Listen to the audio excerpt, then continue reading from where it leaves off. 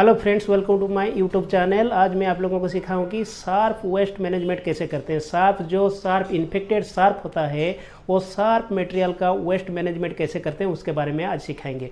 तो sharp waste किसको कहते हैं? शार्प मीन्स जो मटेरियल बॉडी में लगने से बॉडी को पंक्चर होने का चांसेस है, जैसे कि नीडल हो गया, ब्लेड हो गया, इस टाइप का मटेरियल, ग्लास हो गया, ये सब मटेरियल बॉडी में लगने से बॉडी को कोट होने का चांसेस है, पंक्चर होने का चांसेस है। तो वो मटेरियल को हम लोग शार्प कहते हैं। तो वो इन्फेक्टेड मटेरियल जो बॉडी में लग जाएगा तो वो इन्फेक्शन बॉडी का अंदर जा सकता है, इसीलिए वो शार्प मैनेजमेंट करना जरूरी है। और उसको मैनेजमेंट करना एक सेंसिटिव मैटर है, क्योंकि वो शार्प होता है, उसको हैंडल करना, पकड़ना वो बहुत सेंसिटिव होता है, वो रिस्कफुल हो जाता है। इसीलिए उसको कैसे मैनेजमेंट करेंगे उसके बारे में आज हम लोग को आप लोगों को सिखाएंगे।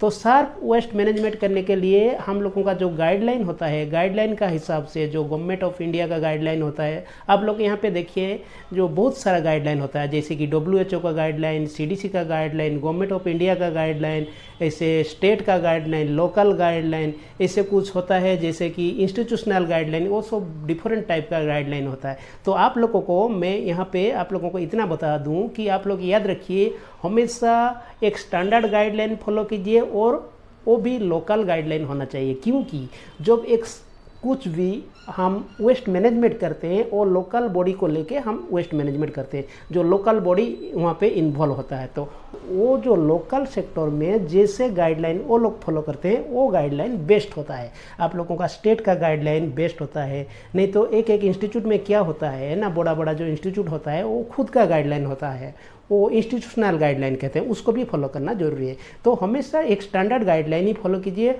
तो मैं यहाँ पे आप लोगों को कैसे एक शार्प वेस्ट मैनेजमेंट किया जाता है उसको एक स्टैंडर्ड गाइडलाइन सिखाऊंगा। तो शार्प वेस्ट मैनेजमेंट करने के लिए जो मेटालिक शार्प होता है, जो ब्लेड होता है, निडल होता है, उसको मैनेजमेंट करने के लिए उस टाइप का एक सफ़ेद कलर का ट्रांसलूसेंट एक कंटेनर का यूज करते हैं। ये कंटेनर में हम लोग क्या करते हैं ना, सारा शार्प यहाँ पे डालते हैं।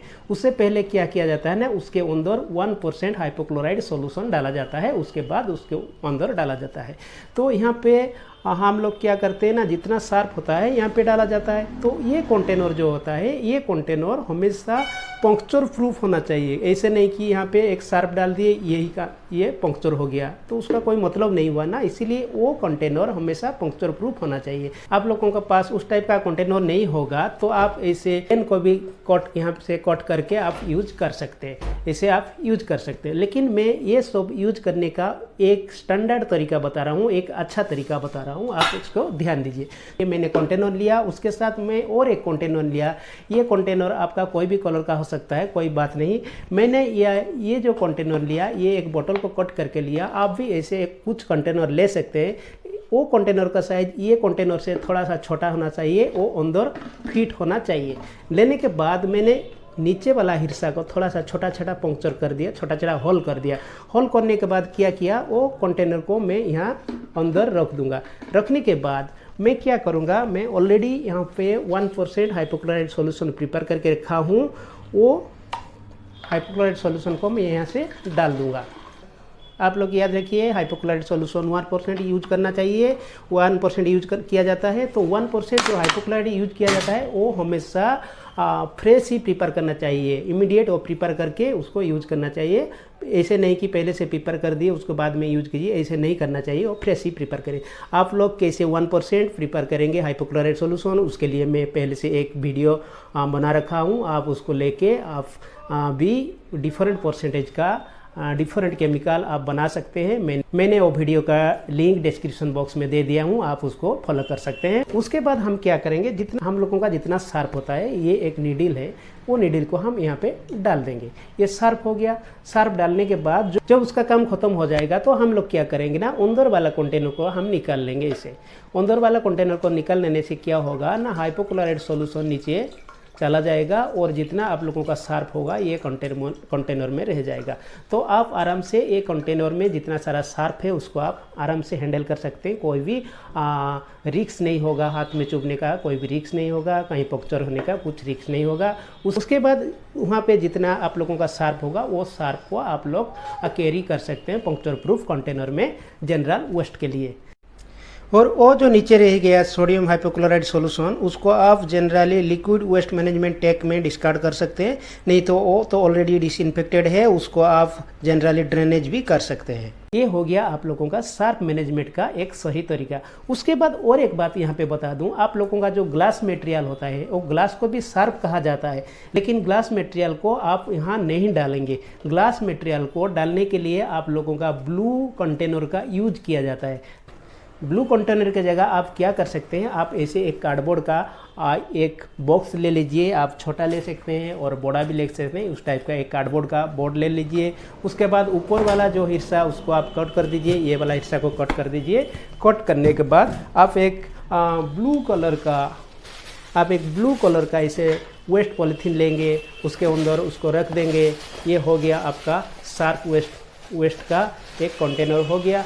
उसके बाद जितना ग्लास मटेरियल होगा आप यहाँ डाल सकते हैं, लेकिन यहाँ पे लेबल भी कर देना चाहिए कि ये ग्लास मटेरियल है। तो ग्लास का सार्प क्या क्या होता है, ग्लास का सार्प में क्या क्या आता है, जनरली एम्पुल्स आ जाता है, वायल्स आ जाता है, मेडिसिन बोतल आ जाता है। लेकिन मेडिसिन बोतल का क्या होता है ना, जो टॉक्सिक मेडिसिन होता है वो टॉक्सिक मेडिसिन का यहाँ नहीं डालना चाहिए। टॉक्सिक मेडिसिन यहाँ पे नहीं डाला जाता है।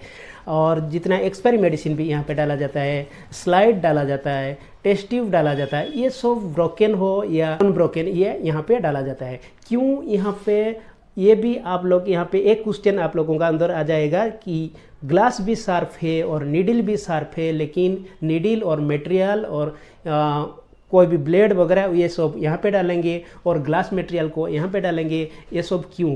क्योंकि हम क्या करते हैं ना, जब एक वेस्ट मैनेजमेंट करते हैं ना, उस टाइम हम बहुत सारा चीज़ को ध्यान देते हैं, जैसे कि एनवायरनमेंट को ज़्यादा ध्यान देते हैं। एनवायरनमेंट को जैसे पोल्यूशन नहीं होगा, दूसरों को जैसे इन्फेक्शियस नहीं होगा, उस टाइप का हम ध्यान देते हैं। तो सबसे बड़ा चीज़ यहाँ पे होता है एनवायरमेंटल पोल्यूशन। एनवायरमेंटल पोल्यूशन क्या होता है, ये जो सार्प हम ग्लास मटेरियल को हम कैसे डिस्पोज करते हैं ना, ग्लास मटेरियल को पहले हम सारा वेस्ट ग्लास मटेरियल को, इन्फेक्टेड मटेरियल को लेके ऐसे ही टोटल लेके हम उसको ऑटोक्लेव में स्टेरिलाइज करते हैं। उसके बाद उसको हम डिस्कार्ड करते हैं और रिसाइकिल करते हैं। ग्लास मटेरियल को जनरली रिसाइकिल किया जाता है, लेकिन यहाँ पे मेटल, ब्लेड, सिरिंज ये सब उसको थ्रेडिंग किया जाता है, डैमेज किया जाता है, लेकिन यहाँ पे उसको रिसाइकिल किया जाता है।